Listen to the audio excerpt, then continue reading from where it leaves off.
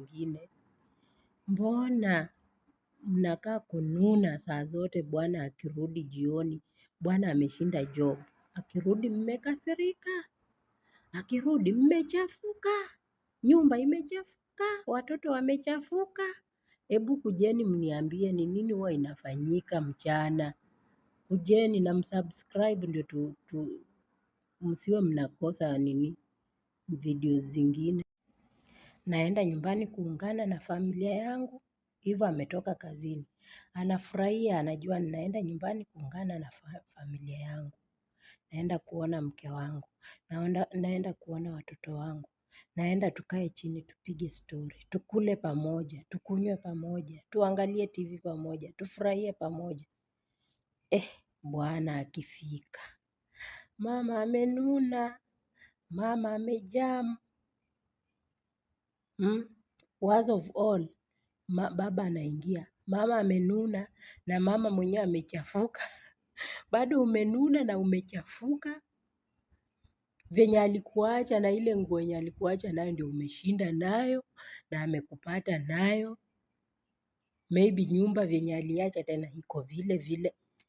Wamama, mjirekebishe. Mkuje mniambie ni nini huwa imefanyika mchana. Ndio mnaekea bwana zenu hasira wakija jioni. Hebu kujeni comment section mniambie. Nataka kujua, tufundishane. Nataka tufundishane leo. Na msikose kusubscribe. Tunataka kuwa na mafundisho hapa. Tufundishane kuhusu familia zetu. Sawa sawa, karibuni sana. Subscribe to my channel. Okay, karibuni kwa channel yangu. Jina langu ni Regina Mura. Nawakaribisha sana. Leo nataka tujifunze mambo kadha wa kadha.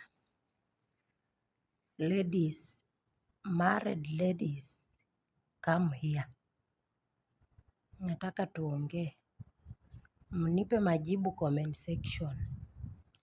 Kwa nini? First of all, subscribe. Subscribe tukisonga. Halafu mniambie kwa nini